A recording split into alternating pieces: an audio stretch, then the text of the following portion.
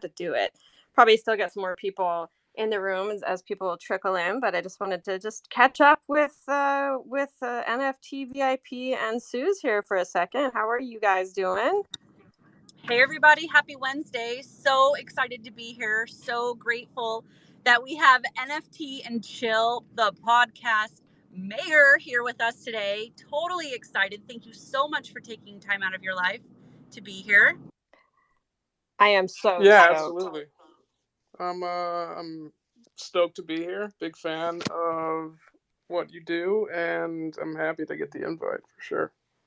And I just have to say, I think that it's such a clever podcast name. I'm all about puns, and I always think Netflix and Chill, like, so smart, so catchy. Thank you, thank you. I'm glad I was the first one to actually do it, and I got to trademark it. So, but yeah, I mean, it just seemed like a no-brainer.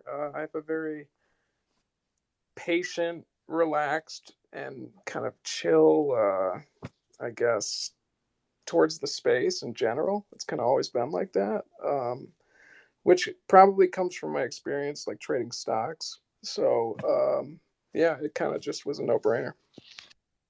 Oh, I love that. Well, this is a great segue.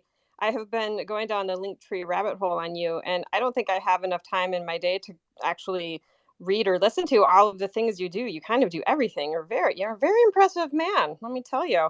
You have this podcast. You've been on every podcast. You've been interviewed on absolutely everything, and you speak at all these events. Like, when do you sleep and eat? I guess is the first question. The second question is, what's your story? What were you doing before this? How'd you even get into this crazy game? Yeah, I'm kind, I guess, kind of a renaissance man of Web3 here, but and yeah, sleeping and eating that can be tough. But my schedule, I guess, for the last 4 years, because I came from working remote, so this was like a very easy transition for me. And Web3 never sleeps because it's worldwide. So it's always GM somewhere. So yeah, it works. My sleep schedule has always been, even since I was a little kid, very different. So yeah, I mean, I came from like marketing, social media management, and e-commerce. That was what I was doing a couple of years ago. And like I said, I was trading stocks for. I've been doing like amateur trading of stocks for a long time, and then the whole like GameStop and AMC stuff happened during the pandemic, and people were tired of getting beat at the institutions. The game they've rigged in trading Mhm. stocks to Were us, you a the part of retail that? investors. Did you Yeah, did oh you yeah, get in big on that? time. Oh God, that's awesome. I remember that day so clearly. That was so cool. Yeah, I mean that's what Web3 is all about. Taking the middlemen out of all these things. Music, art, banking. Um, because it's a small group of people are controlling what we see and do. So Web3 is trying to put the power and the control and ownership back into the consumers, the average people like us, the retail investors. um, put it on an even playing field. So I got an email from like OpenSea, I think, and this was probably 2 years ago now. So I started checking out NFTs, and I enjoyed kind of the culture and what crypto, uh, I guess, stood for. So I started trading crypto, and then I got into NFTs, and I fell in love with this community-based fish mafia, which Oh yeah, that's how um, we know each other. that is, yes. And they were hiring social media community managers, moderators, and I put myself up and took over. I think um, I started out with their Instagram because but a year and a half ago, Instagram wasn't all that huge with Web3 and NFTs. And I was like, let me show you that I can build this up, and then I can move to Twitter, and then the community manager and project manager, and that's how it happened. I started promoting the project on podcasts, and people kept telling me I should start my own. So I did, and I didn't think it would do anything. I've never done it before. It's a very difficult game. You can go years without having people listening to it.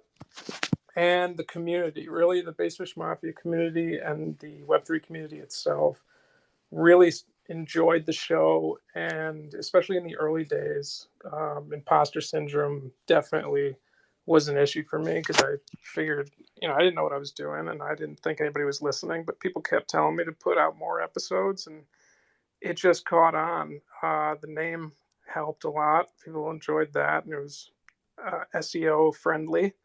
So Yeah. yeah, that's how I'm here today. And I do Web3 consulting for a number of agencies and projects. And yeah, I've spoke at some of the biggest Web3 conferences, including DecentralCon, which is coming up in November, during Art Basel in Miami. So Very that's where I'm cool. at. So you have a full dance card. You've got a lot going on. Absolutely.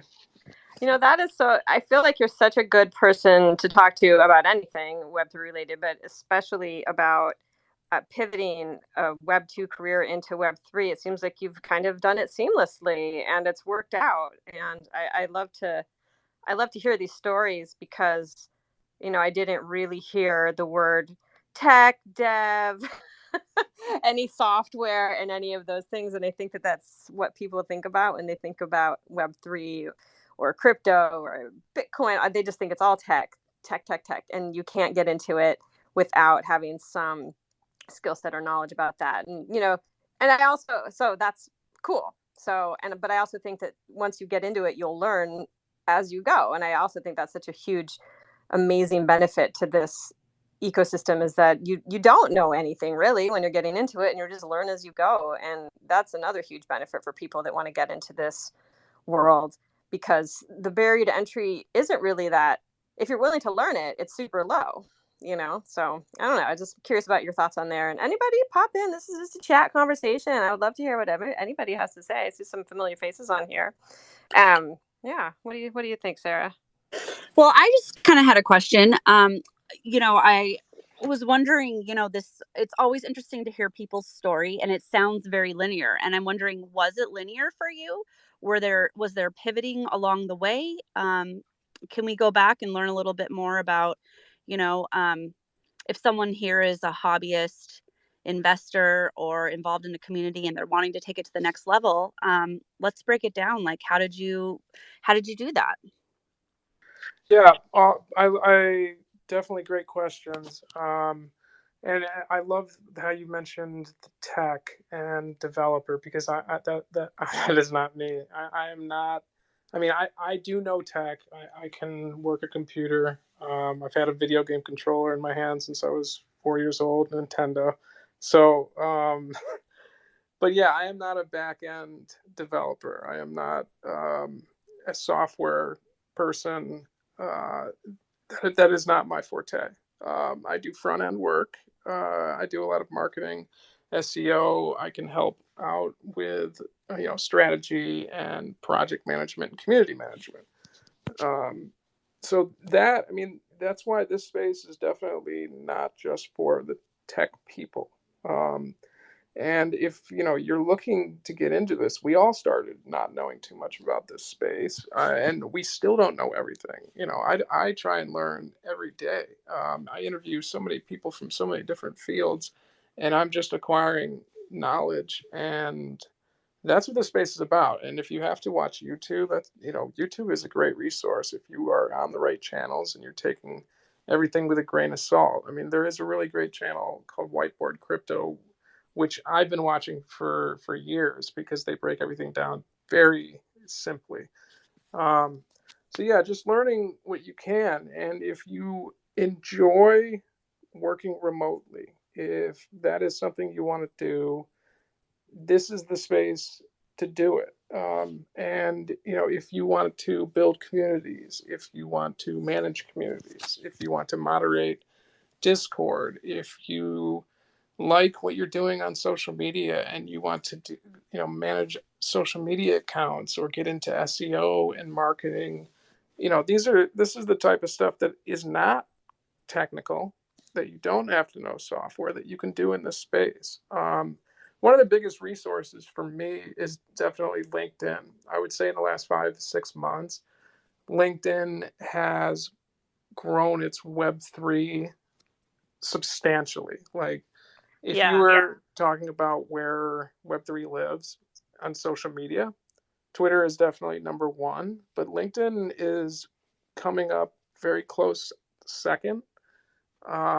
There's a lot of stuff going on, especially with like job building, because there are so many job opportunities in this space. I get notifications for community manager, project manager, social media, all that stuff. I get dozens of them a day that these companies Fantastic. are looking for in this space.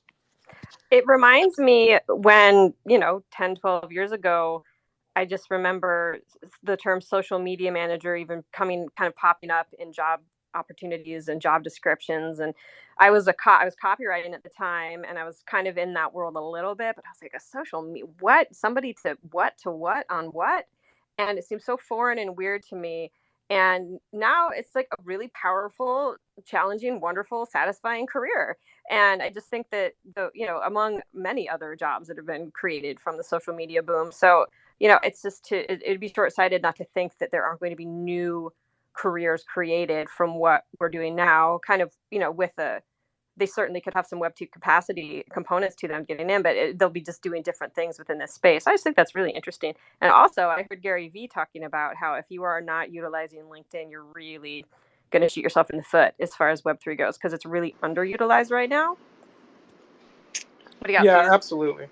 Yeah, I just wanted to pop in here and say, like, so I come from a totally not technical, not marketing background.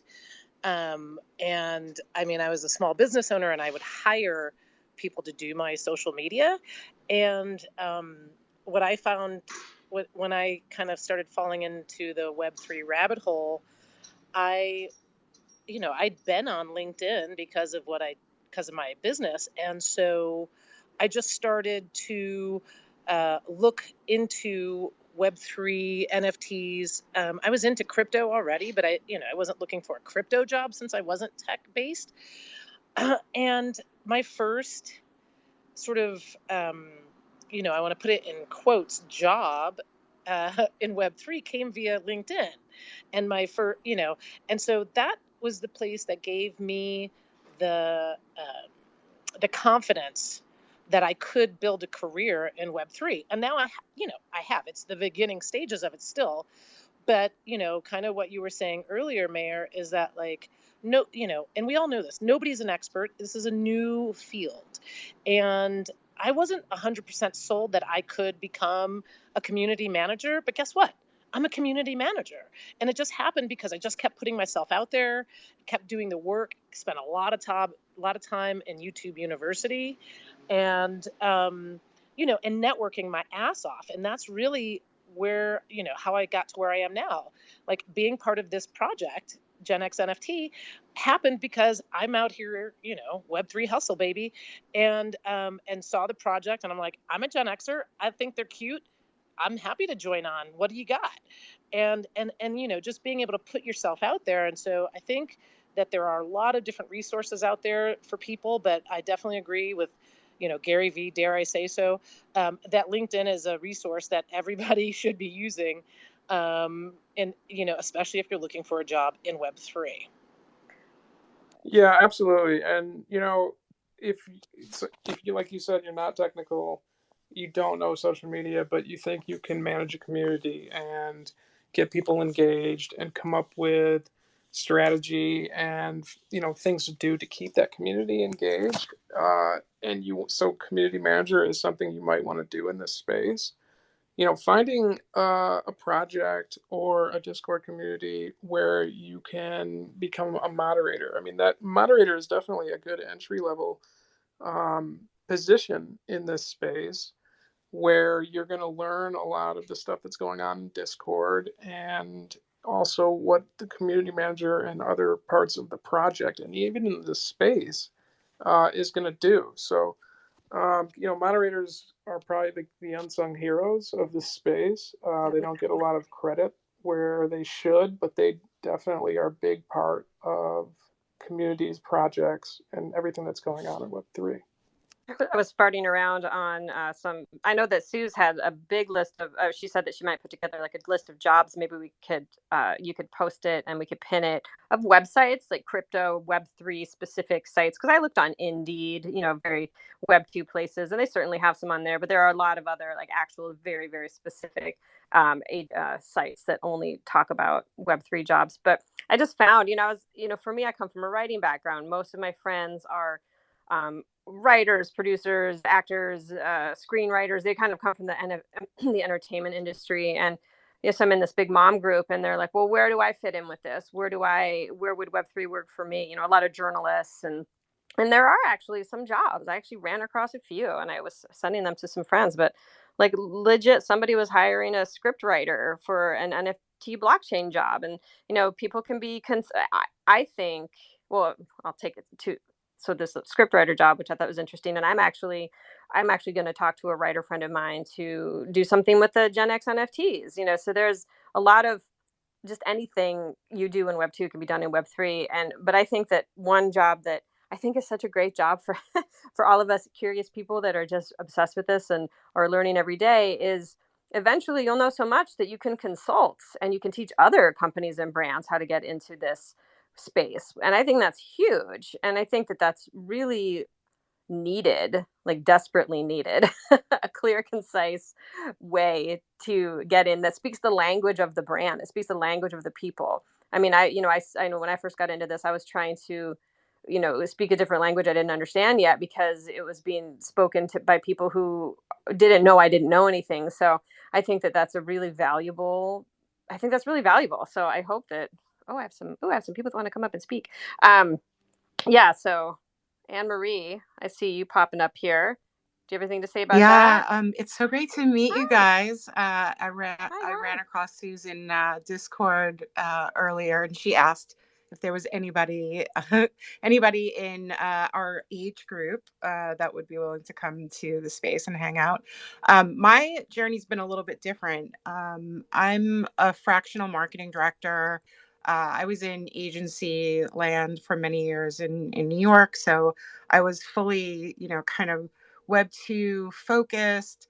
I was on Gary Vee's team for a hot second. And he is the one that convinced me that I should leave advertising altogether and become an entrepreneur, which, kind of derailed my entire career trajectory. But after that, when I started working for small businesses and entrepreneurs, I ended up with a client that was starting to do some Web3. So I got lucky in that regard because I was learning as I was needing to adjust my strategy to fit around the Web3 market. As soon as I was in, I was just hooked. I immediately hooked down the rabbit hole. So what I ended up doing to be able to, because I knew immediately, like, okay, I have 6 clients on my plate and they're all Web 2, and I cannot bear to do, another like sales funnel. I really want to work on, the NFT projects and helping with what I'm seeing in Web 3 in terms of community and growth. It's just a whole different philosophy. And coming from like, sort of this toxic like agency world was just such an amazing evolution. So definitely not going to go back, but I had to figure out, okay, how am I going to adjust what I do every day? Do I just fire all my clients and kind of start over? And that's what I ended up doing. Actually, I kept the one client that was transitioning their own business to Web3. And I just started putting little feelers out, to some of my old network from Web 2, because I had a lot of agency contacts and things like that. I figure if I started, mentioning to some of my past connections that I was doing Web3, maybe there would be some opportunities. And that's what happened. Opened up a couple of doors. So the networking side of things for me was like absolutely critical. and even helping people that I've known in my past industries who, want to be in Web3 but don't know where to start. I was really lucky that I had somebody holding my hand as I was educating myself. I mean, that doesn't mean that I didn't get scammed and all that other crazy shit that happens to you when you first join. But I think those were all good learning experiences for me. And I'm excited to hear about LinkedIn because I haven't even gone in and updated my profile. And I've been 100% Web3 since the beginning of the year. So I should probably do that. I've been focusing more on Twitter, so it's very cool. But I can't emphasize enough just being involved in the communities, being involved in spaces like this, meeting other people. Like every time I join a space, I end up leaving with 4 or 5 more contacts. And we're staying in touch and we're sending jobs to each other. And I think people don't realize how much like how much people are needed in the space. Like people are so afraid. Web3 is so scary. I don't have the skill sets, or, I'm not ready. You are ready. Like if you're in the space, you just have to get in there and do it, because the, actual doing it is what's going to help you feel more confident in the role. Yeah. So You need skin in the game. That's how I got into it. That's why I'm doing a collection. I was like, well, I could stand from afar and collect and buy and become a collector, but to really get my, my hands dirty, I'm like, I gotta really know and understand this. So that's where my journey started. Question: were you on the BFF Entrepreneurs call today? yes, I was. I was too. I saw your question. I was like, oh my gosh, I love. So that was amazing. So if you're a BFF holder, you can join. They're like, it's an 8-week course, 45 minutes every week, where they're just talking basically what we're talking about right here, which is how to pivot and get into Web3 as entrepreneurs. And you don't have to be in Web3 to do it. It's, you can be in any industry. So I love that, where our stars are aligning. I'm so happy we get to chat. This is great. Absolutely. It's so cool. And it was such a great, I mean, just, being involved in those kind of conversations and getting access to founders is, incredible. And what I'm starting to see the difference between like Web 2 and Web 3, like Web 2, we were very hold everything very close to the vest. There's no sharing, your competitors need to stay on the other side of the fence. And here, there's so much that we can learn from each other and bring communities together and celebrate together and combine our communities. And doing that, I think, is so much more valuable. I do too. So to that end, I want to talk to you offline about fractional marketing because I'm looking for one. And I want to talk to All you right. about marketing too, Ty, and also about LinkedIn. Like, would you ever host a Zoom or a walkthrough how to on how to master the fine art of LinkedIn bosshood? Yeah, absolutely. I mean, if you are in Web3 in the space, you should definitely be on LinkedIn. Just the fact that there's so much going on, there's a lot of networking, and there's a lot of content and information happening. But I mean, they have LinkedIn audios now. There's just a whole lot of stuff going on there. And opportunities are coming up. So, I mean, if you go onto my link tree, you can get to my LinkedIn profile and the way I have it set up and how, I have everything that I've done in this space on there and sectioned out. And it's just a really good example of, a great Web3 profile.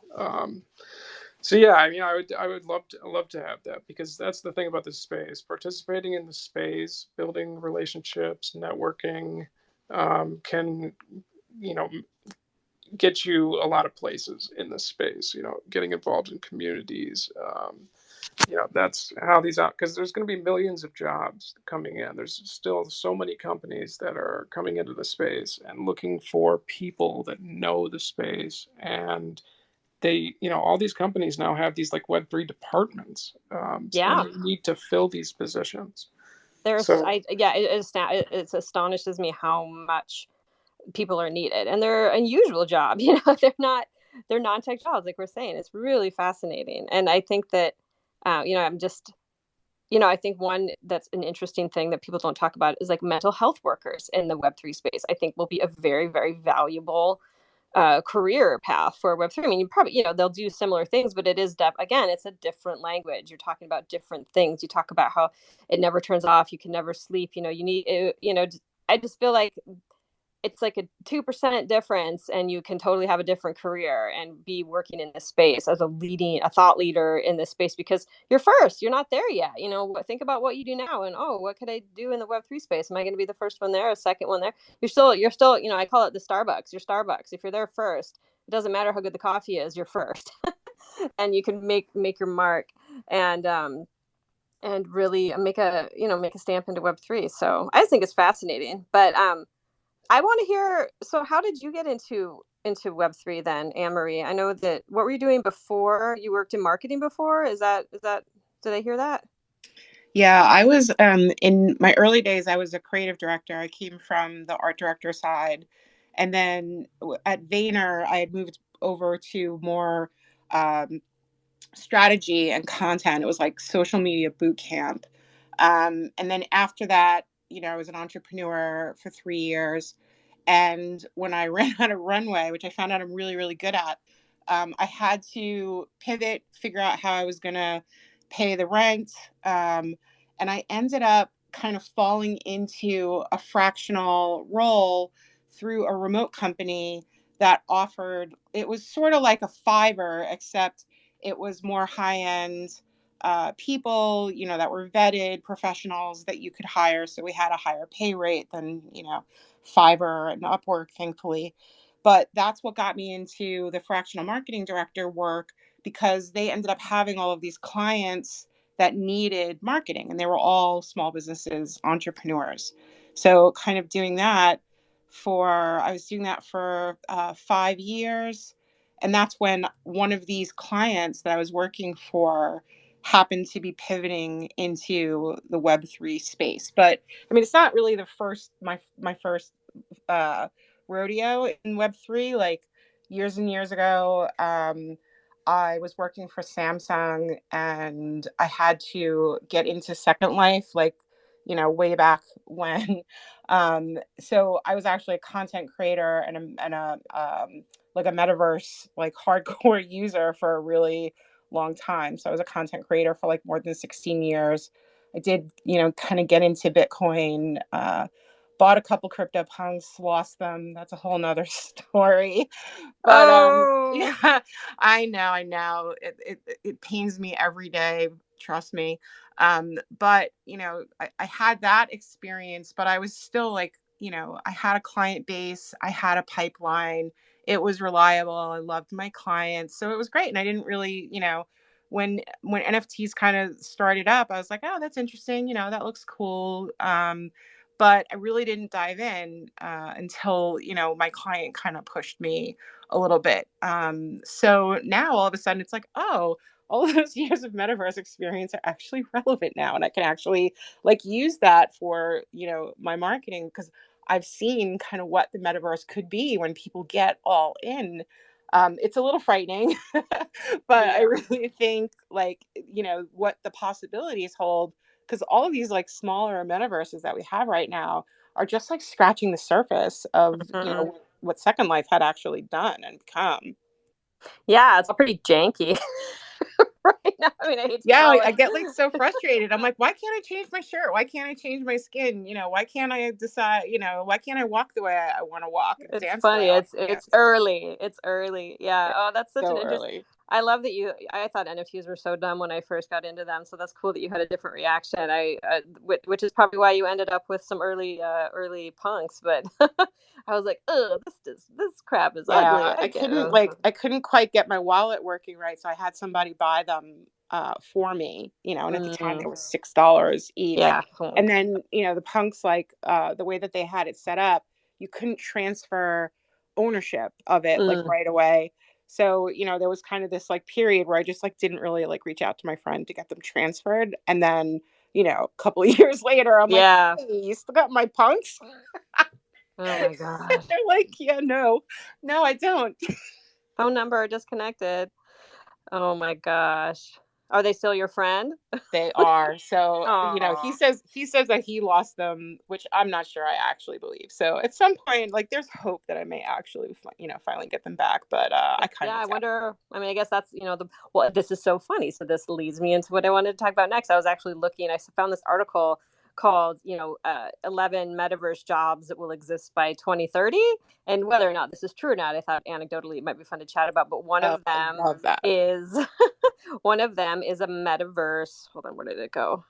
Oh god, where did it go? A metaverse bounty hunter, somebody that goes and researches the blockchain for like proof of ownership of your data.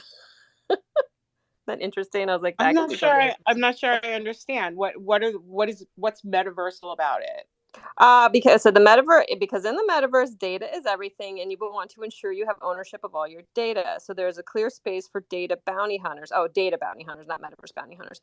Data bounty hunters who will Okay, have yeah, the that makes more necessary sense. legal and data mining experience. So they go, yeah. So it seems like it's a fancy word for like researcher, but that kind of stuck out. And then avatar clothing designers. Nike's already doing that with their artifact, and I think that, or is it artifact? Yeah, and safety managers. Do you remember this movie?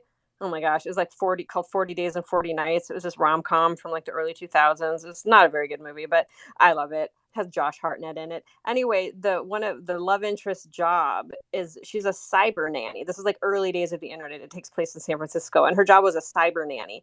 And like that was such a like, yeah, that she like went and made sure sites didn't point you to porn sites if a kid was typing in a very innocent word online. And I feel like so that was definitely a job, I imagine. And I think that I'm seeing right here number 8 on the list is a metaverse safety manager to make sure that people are kept safe. And I don't know, it's an interesting, certain things aren't limited to minors and whatnot. So I just think that there's a whole other layer of a whole other world that can go on in this space. So I just want this to be something that reaches people who think that they don't have agency here, like my mom friends who don't think that they would have any business being here, anybody would want what they're offering. And I just think that's so not the case. So I just think that to have these stories and talk about these histories and how we got in can just be a kind of empowering way for people to feel comfortable to dip their toe in. That's why we're here. But I'm just curious if anybody has any questions or comments. I think you'd be surprised at how many jobs there will actually be in the metaverse. Like, while in my 16 years that I was there, I ran a wedding business. I ran a home goods store. I was I was a stylist that I was styling people, like helping build their skins and what their outfits were, and like people that just weren't good at like putting that stuff together. And it was just so that I'd have like some play money, because I always felt bad like bringing real money into the metaverse to spend on stuff. So I would just like work in the metaverse so that I would have, they called them Linden dollars back then. But then I won a big like competition with Coca-Cola, and they gave me 500,000 Linden, so I didn't have to work for a little while. Woo! Wow, look at that. See, that's so cool. That's so cool. I love it. So I want to ask. We've been talking about the future of bringing other people into this space, but what is in the future for you, Ty? What's going on with you in the next coming winter, crypto winter? Hopefully, we'll get out of it. Where will we find you, and what are your plans and hopes and dreams, and where do you think this is all going? Yeah, great question. So, of course, the podcast comes out every Monday. And, we always have really great guests. We're thinking about incorporating something to where a listener each week gets to ask a question, because we did that this week. I was a special guest on an AMA with Tech Circus, and we did a giveaway to where whoever wins gets to ask a question and they get a shout out on the show, because the show has grown to where 150,000 people worldwide have heard NFT and chill, and it's one of the biggest Web3 podcasts, but it's also one of the biggest independent podcasts on the planet. So we're thinking about doing that. Bravo. Yeah. And, of course, I will be on stage. I'm a speaker at DecentralCon, which is one of the biggest Web3 conferences of the year. It's in Miami during Art Basel, November 28th and 29th. So if anybody's there or is, going to that event, definitely, I'd love to connect. And other than that, I just keep on the lookout for opportunities. That's the immediate future, but Love it. yeah, I think this space is there's a ton of building going on right now, Mhm. and we're building the next few years in this space. So I'm just very excited, and the biggest advice I can just give people is just to be patient and try not to just enjoy the ride, because moving too quickly and fear of missing out is how people get in a lot of trouble in the space and get scammed. Well said. Well said. Can you put that on a t-shirt and sell it in your merch store? Definitely. I love it. I love it. This is so cool. Well, you guys, I really had a nice time chatting with you. We have a couple more minutes. I have to wrap it a little early today because I forgot that my kid gets out at 2 o'clock because I'm in Hawaii, and so it's actually only 1:38 here. But I will. Yeah, if anybody has anything else they want to say, or we could end it on the wise words of Ty. I thought that was pretty rad. Oh, Sarah, what's up? I just had a quick question before we head out. Ty, you said that you were involved in investing. Was that your job or were you a hobbyist investor? Yeah, I was a retail investor, like a hobbyist investor.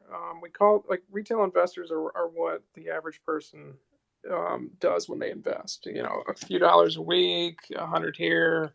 They are usually on one of those apps like Webull or the other ones, but Fidelity. Fidelity, yes. Okay. Yeah, so I did that for a long time. My stepfather got me into it when I was in high school. So it takes, Nice. it takes a very long time to get to a point where you don't trade emotionally, because the retail hmm investors,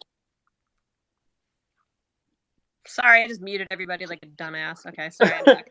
retail investors tend to trade on emotions, and that is what the institutions that control investing and like the system, that is what they count on. They even hire like psychologists and all that to try and game the system, because they are making they bank on the fact that us average investors, we trade emotionally.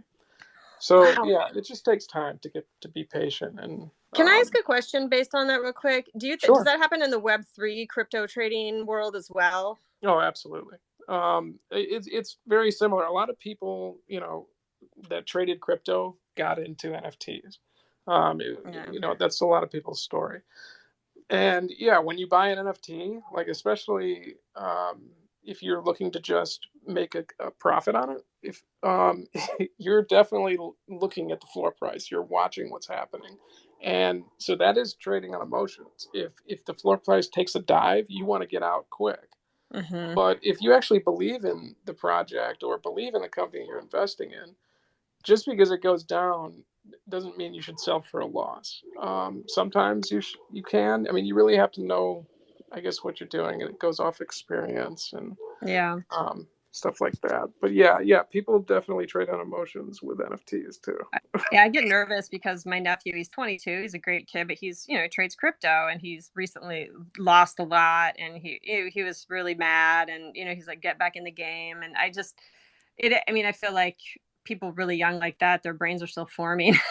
It's hard to not bring emotion into it and I feel, again, with you need to take a break sometimes, but you can't because you always have to be watching what's going on and then you lose sleep and then you make poor judgments. So I don't know. There's a lot that's a topic for another day, but I think that's really interesting that you said that. I'm going to mention that to him about how he needs to look into people how they actually, I mean, it's just like, McDonald's, they pump French fry cents in the air to make you eat more McDonald's or whatever, so it's the same thing. It's all it's all a ploy to get you to emotionally react to something. That's all marketing and advertising is in a way, but that I would make sense that it would be in stock trading as well.